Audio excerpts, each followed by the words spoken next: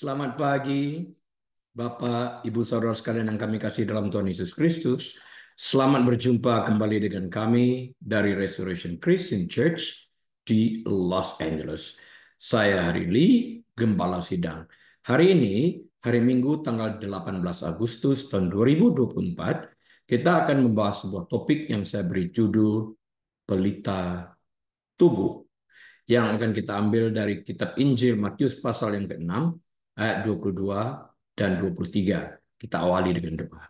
Bapa, kami terima kasih untuk kebenaran firman-Mu yang saat kami lakukan pasti memerdekakan kami.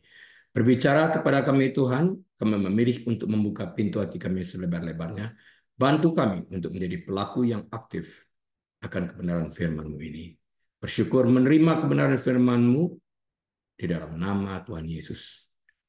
Haleluya. Amin. Baik, Bapak Ibu Saudara sekalian, mari kita buka Alkitab kita kepada Injil Matius pasal yang ke-6 ayat 22 dan 23 yang akan saya bacakan bagi kita sekalian. Mata adalah pelita tubuh. Jika matamu baik, teranglah seluruh tubuhmu. Jika matamu jahat, gelaplah seluruh tubuhmu. Jadi jika terang yang ada padamu gelap, betapa gelapnya kegelapan itu. Nah, kita akan membahas kebenaran firman ini yang akan saya mulai terlebih dahulu dengan ilustrasi ini. Apa yang Yesus maksudkan ketika dia berkata, mata adalah pelita tubuh dalam Matius 6 ayat 22 tadi. Yesus berkata, mata adalah pelita tubuh. Jika matamu baik, teranglah seluruh tubuhmu. Di sini, Bapak Ibu Saudara sekalian, Tuhan Yesus menggambarkan mata sebagai pelita yang menerangi seluruh tubuh. Nah, pelita yang dipakai pada zaman Tuhan Yesus adalah lampu dengan bahan bakar minyak. Jika sumbu pelita baik dan pelita memiliki bahan bakar minyak yang cukup, maka pelita akan dapat menerangi ruangan yang gelap dengan baik, sehingga segala sesuatu yang tersembunyi dalam kegelapan dapat terlihat dengan baik. Apakah mata kita dalam arti mata hati kita baik?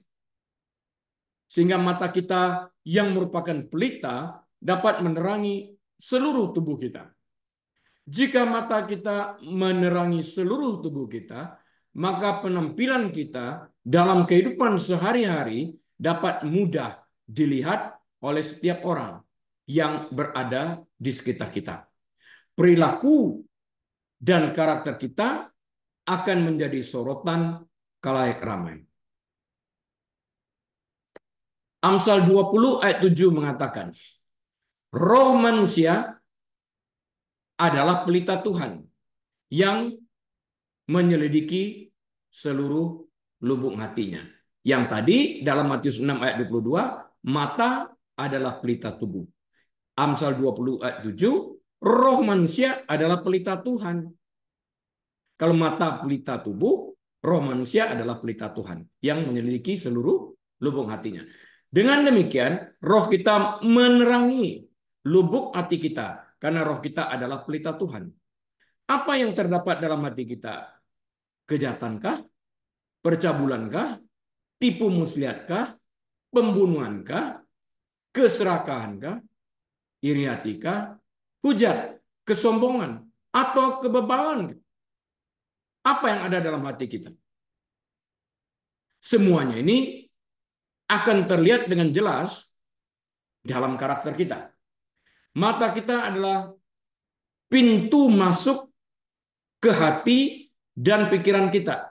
Dan dengan demikian, mata merupakan pintu gerbang masuknya segala sesuatu yang kita lihat dan kita bawa masuk ke dalam jiwa kita. Jiwa itu terdiri daripada will, emotion, and mind. Ya, will, kehendak, emotion, emosinya, and mind, alam pikirannya. Nah, ketika Tuhan Yesus mengacu pada mata yang baik, yang dia maksudkan adalah mata yang tidak hanya melihat dengan baik, tetapi juga melihat apa yang seharusnya dilihat.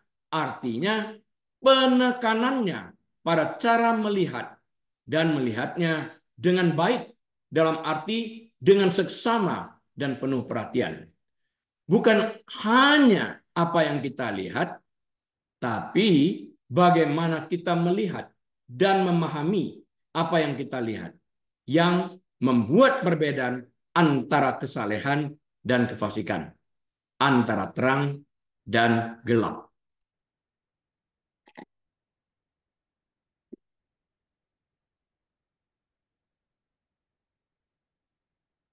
Alkitab mencatat itu. Tuhan Yesus berkata, jika kita memandang kepada lawan jenis kita dan berpikir kurang baik tentang orang tersebut, kita telah berzina di dalam hati kita.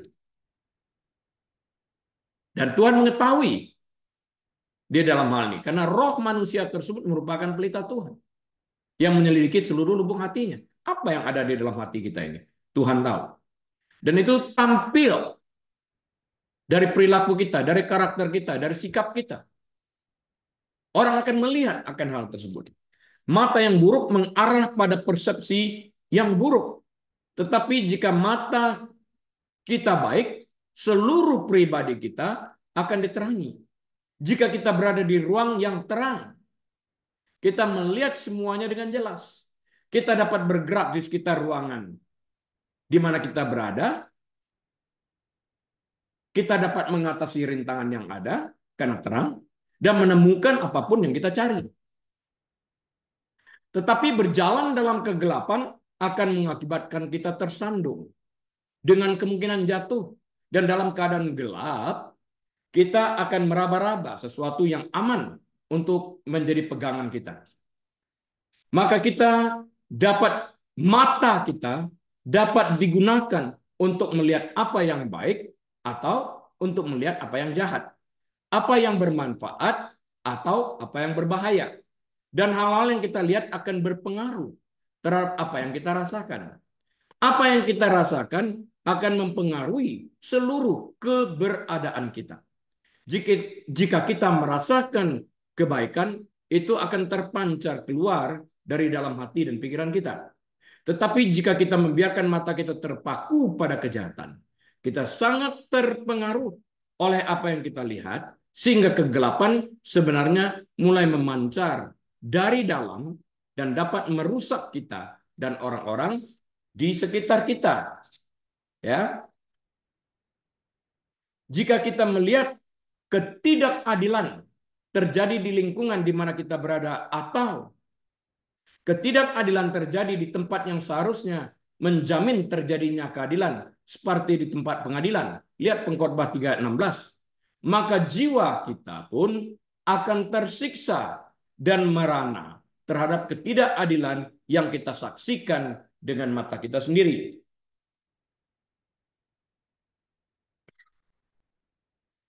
Alkitab mengatakan bahwa setan menyamar sebagai malaikat terang. Itu adalah tipuan besarnya untuk membuat orang berpikir bahwa mereka telah menemukan terang. Padahal sebenarnya itu adalah kegelapan dari terang yang palsu dan kebenaran yang palsu.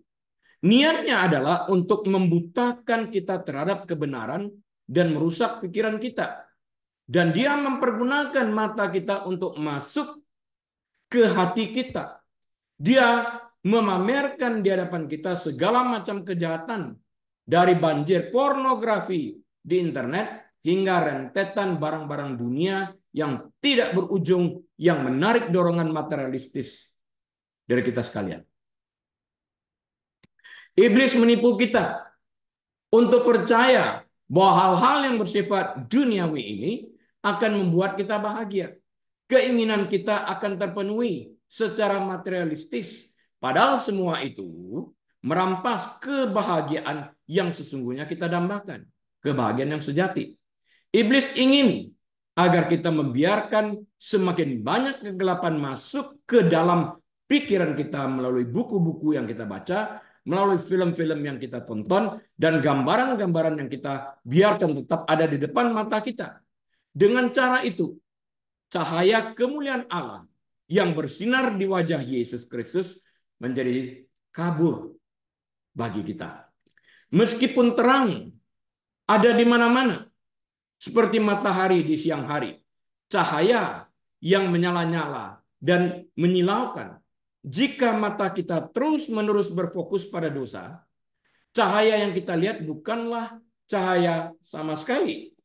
Jika kita ingin dipenuhi dengan terang sejati, kita harus berbalik dari dosa, bertobat, dan meminta Tuhan untuk mengampuni kita, membersihkan kita, dan membuka mata rohani kita. Bertobat artinya berbalik dari jalan yang jahat dan menghasilkan buah yang sesuai dengan pertobatan kita itu. Jika kita tidak menghasilkan buah yang sesuai dengan pertobatan kita itu, kita belum bertobat. Nah, kemudian kita harus berkomitmen untuk berhati-hati di mana kita akan menempatkan mata kita, dan kita harus fokus kepada segala sesuatu yang Tuhan ingin kita lihat. Kita harus menjaga hati dan jiwa kita dengan menjaga mata kita. Rasul Paulus mengatakan kalau dulu mencuri, setelah bertobat, buah pertobatan itu adalah berhenti mencuri. Kemudian mulai bekerja, hasilkan penghasilan dari keringat sendiri, dan kemudian bantu orang yang berkekurangan. Pertobatan itu menghasilkan sebuah progres di dalam kehidupan kita. Jadi di mana mata kita melihat? Kalau kita melihat dulu pada waktu menjadi seorang pencuri, kita jelalatan melihat dompet orang, melihat kantong orang, dan sebagainya. Sekarang kita berhenti melihat dengan pikiran negatif untuk mencopet, untuk mencuri, dan sebagainya. Sebaliknya kita mulai melihat kesempatan-kesempatan untuk menghasilkan uang melalui pekerjaan. Bukan melalui mencopet atau mencuri, merampok, dan sebagainya. Tapi menghasilkan uang secara jujur. Ya. Secara benar. Adanya karakter yang benar di dalam hal ini. Menghasilkan uang melalui pekerjaan, bukan mencuri. Dua ayat sebelum di atas, ayat di atas dalam Matius 6, ayat 22-23 yang kita baca tadi, tertulis dua ayat sebelumnya di dalam Matius 6 ayat 19-21 sebagai berikut. Janganlah kamu mengumpulkan harta di bumi ngengat dan karat merusakkannya dan pencuri membongkar serta mencurinya. 20. Tetapi kumpulkanlah bagimu harta di sorga. Di sorga ngengat dan karat tidak merusakkannya. Dan pencuri tidak membongkar serta mencurinya. Karena di mana hartamu berada, di situ juga hatimu berada. Satu ayat setelah itu, tertulis dalam Matius 6 ayat 24, tak seorang pun dapat mengabdi kepada dua tuan. Karena jika demikian ia akan membenci yang seorang dan mengasihi yang lain.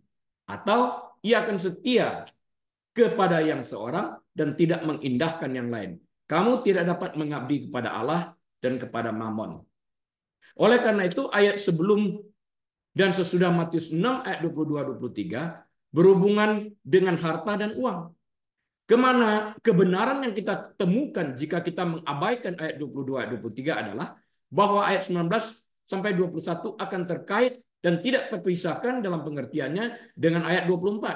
Hadirnya ayat 22 dan 23 adalah sebagai intervensi yang mengarahkan hati manusia untuk lebih terfokus pada harta surgawi, bukan harta duniawi.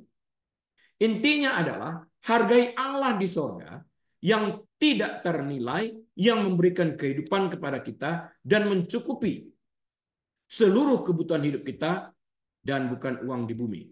Karena sesungguhnya kita tidak dapat mengabdi kepada dua Tuhan, Tuhan dan uang.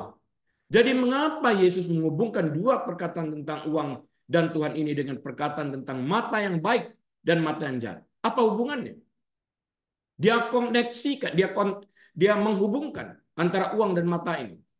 Kuncinya ditemukan di dalam Matius 20 ayat 15. Yesus baru saja menceritakan tentang perumpamaan tentang seorang pekerja di kebun anggur. Beberapa dari mereka telah setuju untuk bekerja dari jam 6 pagi sampai jam 6 sore dengan upah 1 dinar selama 12 jam itu. Beberapa pekerja mulai bekerja pada jam 9 pagi lainnya pada siang hari. Akhirnya beberapa pekerja lainnya mulai bekerja pada jam 5 sore, hanya 1 jam. Pada pukul 6 sore, sang majikan memanggil mandurnya untuk membayarkan upah pada pekerja yang telah disepakati 1 dinar sehari. Dia membayar semua pekerja dengan sama rata, 1 dinar. Dengan kata lain, dia sangat murah hati kepada mereka yang bekerja hanya 1 jam. Dan dia membayar jumlah yang disepakati kepada mereka yang bekerja 12 jam.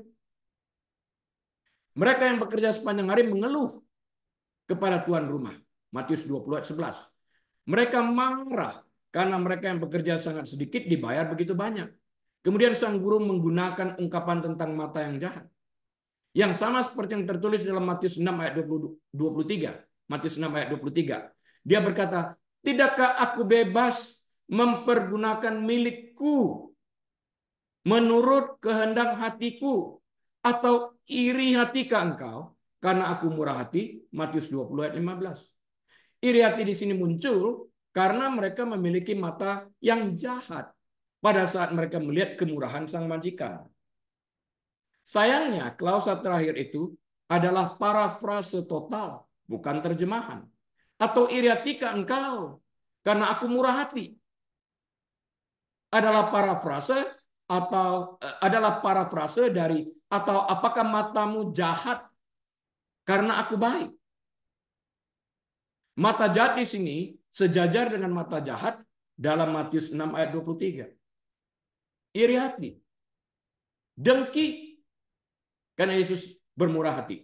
Apa yang dimaksud dengan mata jahat yang melahirkan iri hati dalam Matius 20 ayat 15? Perkataan mata jahat dalam hal ini mengacu pada mata yang tidak dapat melihat keindahan kasih karunia yang menimbulkan iri hati. Kan Yesus berbuat baik kepada orang lain. Ia tidak dapat melihat terangnya kedermawanan. Mata yang jahat tidak dapat melihat berkat yang tidak terduga yang diberikan kepada orang lain sebagai harta yang berharga. Perkataan mata jahat dalam hal ini mengacu pada mata yang buta terhadap apa yang benar-benar indah dan cerah serta berharga. Mata yang jahat adalah mata duniawi.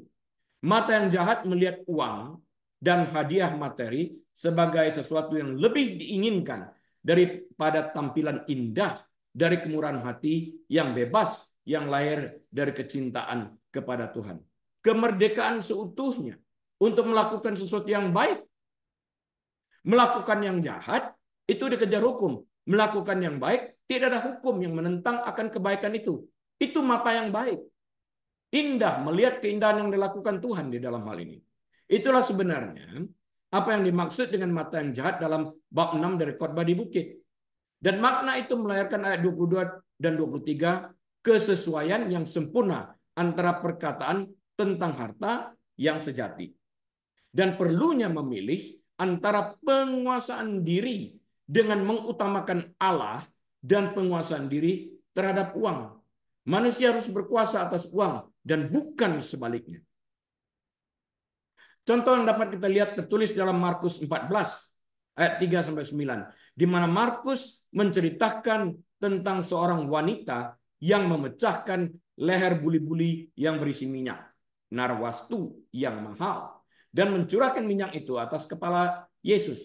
Ada orang yang menjadi gusar dan melihat dan menilai perbuatan wanita ini sebagai pemborosan. Namun Yesus mengatakan, biarkanlah dia. Mengapa kamu menyusahkan dia? Karena ia telah melakukan suatu perbuatan yang baik kepadaku. Orang yang melontarkan kritik seperti ini memiliki mata yang jahat. Karena ia tidak dapat melihat kasih yang terdapat dalam hati wanita tersebut.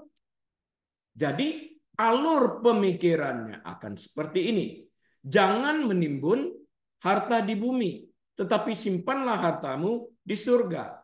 Tunjukkanlah bahwa hati kita melekat kepada Allah di dalam Yesus Kristus dan pastikan bahwa kita memiliki mata yang baik dan tidak jahat. Artinya pastikan bahwa kita memiliki kemampuan untuk melihat bahwa harta surgawi jauh lebih berharga daripada harta benda duniawi. Mata yang baik artinya kita mampu bermurah hati kepada orang lain.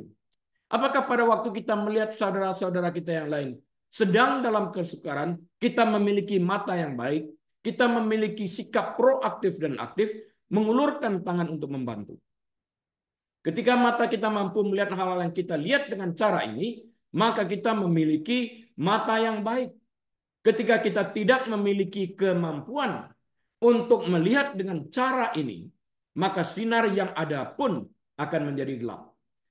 Jadi, jika terang yang ada padamu gelap, betapa gelapnya kegelapan itu.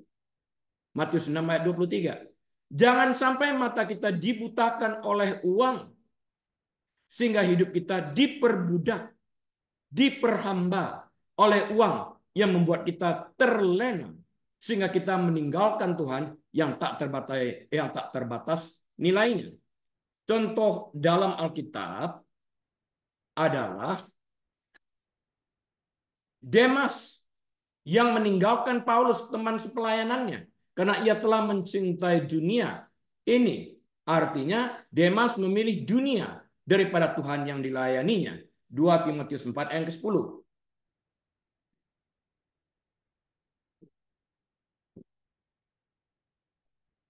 Sampai hari ini begitu banyak orang yang memilih dunia dan kesenangan dagingnya daripada Tuhan itu sendiri. Jadi jika kita lebih tertarik secara emosional oleh hal-hal materi dan hal-hal yang bersifat kedagingan daripada hal-hal rohani dalam Kristus, berdoalah agar Tuhan memberi kita mata yang baik dan membangunkan kita dari kebutaan mata yang jahat. Matius 6 ayat 23 berkata, jika matamu jahat, gelaplah seluruh tubuhmu. Perkataan mata jahat memberikan pengertian dalam konteks ini, pikiran yang jahat yang terdapat dalam pikiran seseorang yang dipancarkan keluar melalui pandangan matanya. Seringkali mata jahat ini muncul akibat melihat keberuntungan orang lain, dan hal ini melahirkan kecemburuan dalam hati orang yang bersangkutan. Contoh kecemburuan Kain terhadap adiknya Habil. Karena persembahan adiknya diterima oleh Tuhan, sedangkan persembahan Kain tidak diindahkan Tuhan sama sekali dalam Kejadian 4 ayat kelima. Kejadian 4, 6-7 mengatakan, firman Tuhan kepada Kain, mengapa hatimu panas dan mukamu muram? Apakah mukamu tidak akan berseri jika engkau berbuat baik? Arahkan pandanganmu, pikiranmu kepada tempat yang lain. Tetapi jika engkau tidak berbuat baik, dosa sudah mengintip di depan pintu. Ia sangat menggoda engkau. Tetapi engkau harus berkuasa atasnya, berkuasa atas dosa tersebut.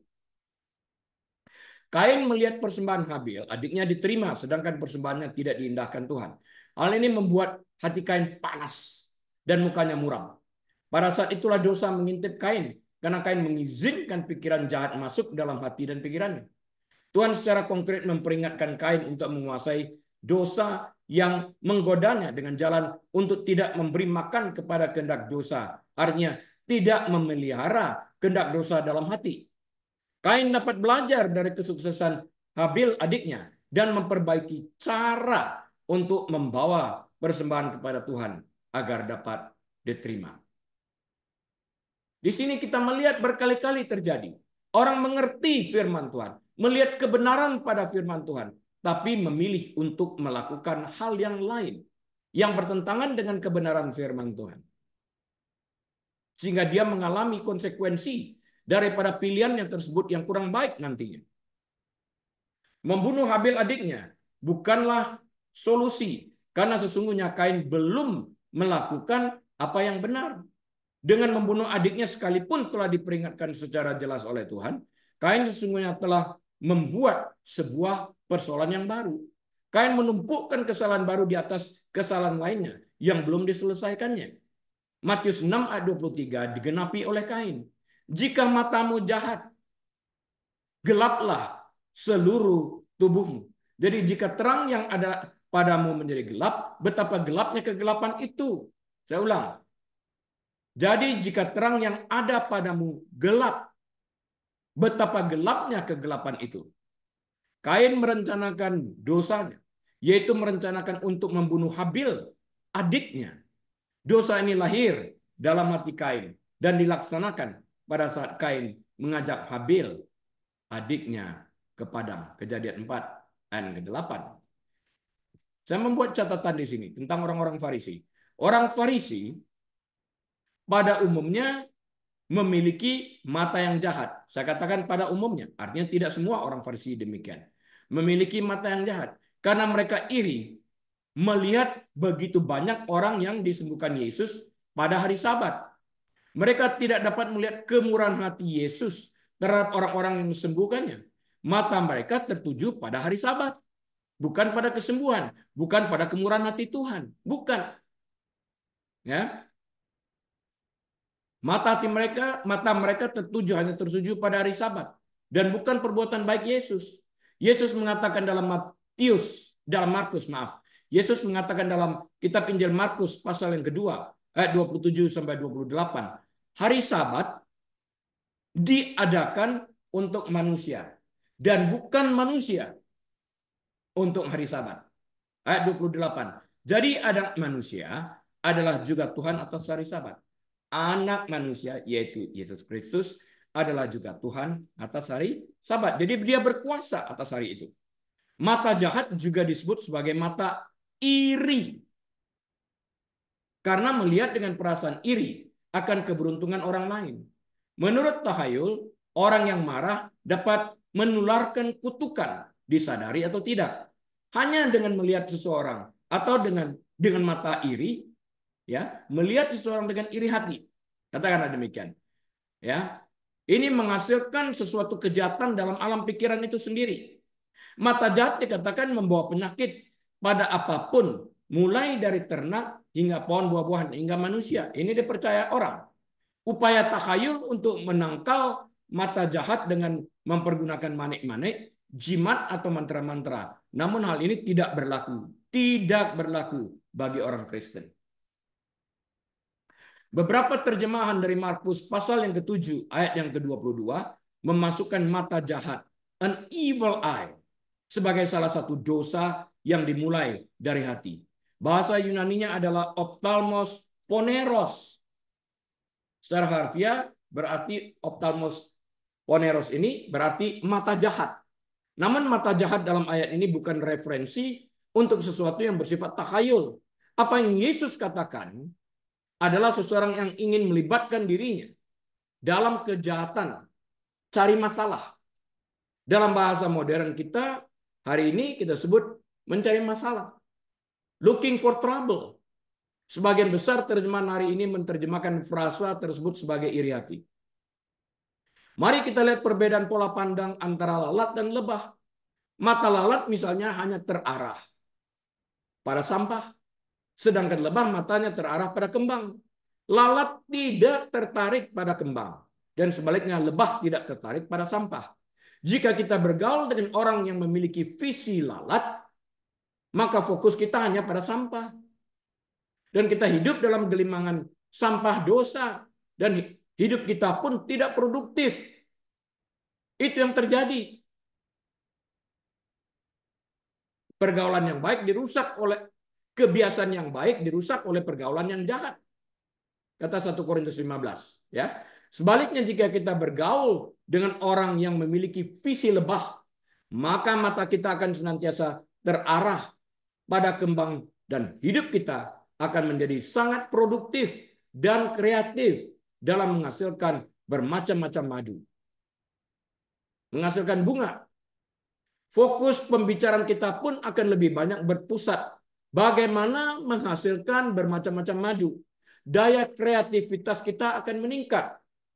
Lalat menghasilkan penyakit, tidak berguna bagi manusia. Lebah menghasilkan madu, berguna bagi manusia. Berguna juga bagi tumbuh-tumbuhan. Memindahkan sarinya, agar yang lain dapat pun berkembang, bertumbuh, menghasilkan buah. Fokus mata kita akan menentukan perjalanan hidup kita dan di mana hidup kita tersebut akan berakhir. Mata kita.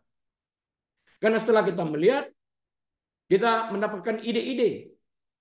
Kita mulai mendapatkan sesuatu visi dan berdasarkan itu kita menentukan perjalanan hidup kita. Apakah mata kita dapat melihat nilai-nilai surgawi?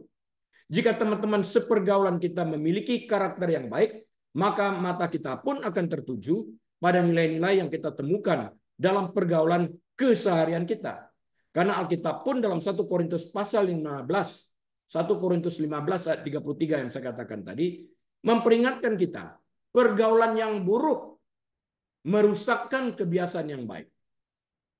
Atau kebiasaan yang baik itu dirusak oleh pergaulan yang buruk. 1 Korintus 15 ayat 33. Mazmur 26 ayat 3 mengatakan, sebab mataku tertuju pada kasih setiamu, dan aku hidup dalam kebenaranmu. Ini baik, bukan mata iri. Mensyukuri kalau orang lain diberkati. Memori yang indah ini membekas dalam ingatan pemazmur, yaitu Raja Daud. Belas kasihan yang diterimanya dalam masa yang paling suram dalam hidupnya menimbulkan pengharapan yang tidak berkesudahan. Sehingga mata Raja Daud senantiasa tertuju pada Tuhan. Dan ia hidup dalam kebenaran Tuhan. Raja Daud mampu melihat akan kasih setia Tuhan. Sekalipun ia berjalan dalam lembah kekelaman.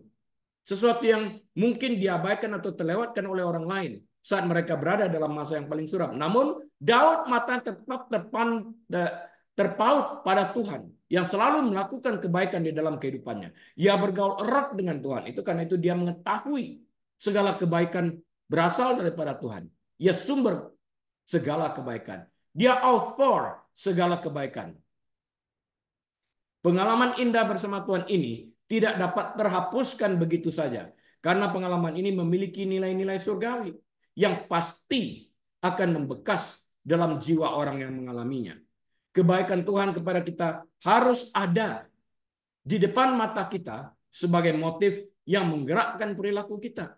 Kita tidak berada di bawah belenggu hukum Taurat, tetapi kita berada di bawah kasih karunia yang manis, yang lebih perkasa, meskipun jauh lebih lembut. Tapi satu hal harus kita ingatkan diri kita, jangan sampai kita begitu abusifnya terhadap kasih karunia. Kita jadikan dia hyper grace, segala sesuatu kasih karunia. Berbuat dosa pun kita akan menggunakan sebuah kesempatan, sebuah alasan bahwa kita hidup dalam kasih karunia, sehingga boleh saja berbuat dosa. Kasih karunia tidak diperuntukkan atau license bagi kita untuk berbuat dosa. Tidak seperti itu. Berapa banyak saya mendengarkan tentang hal-hal yang demikian. Kita hidup dalam zaman kasih karunia. Oke lah. Memilih dosa. Jangan saudara-saudara. Ini pengajaran yang tidak baik. Berapa banyak orang yang kawin cerai. Bukan karena perzinahan. Karena ketidakcocokan. Dan kemudian memilih untuk menikah lagi. Seperti ganti baju. Dan mereka abuse kasih karunia ini. Hidup dalam kasih karunia, Tuhan mengerti. Mereka lakukan lagi dan lagi. Padahal Alkitab melarang sesuatu seperti itu. Dengan mengatakan barang siapa menikah dengan perempuan yang diceraikan, termasuk pria, mereka hidup dalam perzinahan, titik. Itu nggak perlu diterjemahkan atau diinterpretasikan bermacam-macam. Itu tetap seperti itu. Mata manusia berdosa tertuju pada segala hal yang tidak memiliki nilai-nilai kekekalan surgawi. Namun, mata Tuhan yang penuh dengan belas kasihan melihat keselamatan jiwa mereka dalam Yesus Kristus, Putra Tunggal Allah Bapa. Karena Allah Bapa tidak mengendaki seorang pun binasa. Karena itulah kita harus berjalan dalam ketaatan kepadanya. Karena kita tahu matanya tertuju kepada kita yang takut akan Dia. Seperti yang tertulis dalam Mazmur 33 ayat 18. Sesungguhnya mata Tuhan tertuju kepada mereka yang takut akan Dia, kepada mereka yang berharap akan kasih setianya. Mazmur 26 ayat 3 mengatakan, dan aku hidup dalam kebenaran-Mu. Dan Yohanes 17 ayat 17 mengatakan, firman-Mu adalah kebenaran. Dengan demikian pemazmur ingin berkata bahwa ia hidup dalam kebenaran firman Tuhan. Inilah pengalaman kasih ilahi yang dialami oleh pemazmur. Dan setiap orang percaya harus mengalami pengalaman kasih ilahi ini. sehingga mata kita senantiasa tertuju pada kasih setianya karena kita hidup dalam kebenaran firman-Nya.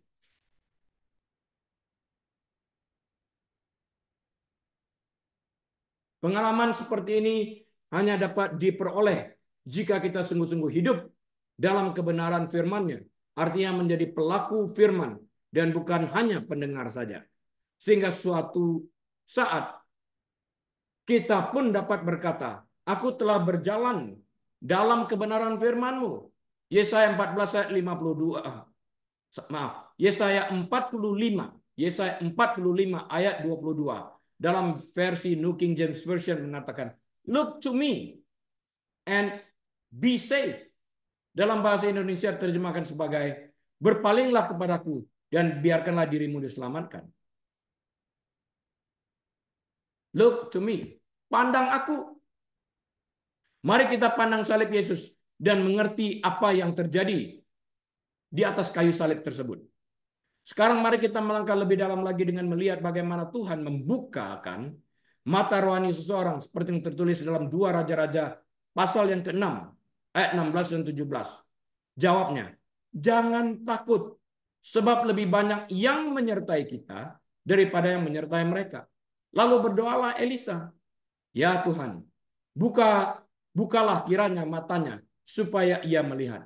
Maka Tuhan membuka mata bujang itu sehingga ia melihat. Tampaklah gunung itu penuh dengan kuda dan kereta berapi sekeliling Elisa. 2 Raja-Raja 6 ayat 16 dan 17. Ini berbicara tentang penglihatan dalam alam roh. Tuhan mengabulkan doa Elisa dan membuka mata rohani bujang itu. Yang dibuka Tuhan adalah mata rohani bujang itu, sehingga ia mampu melihat apa yang tidak dapat terlihat dengan kasat mata. Efesus 1 ayat 18 juga mengatakan hal yang sama.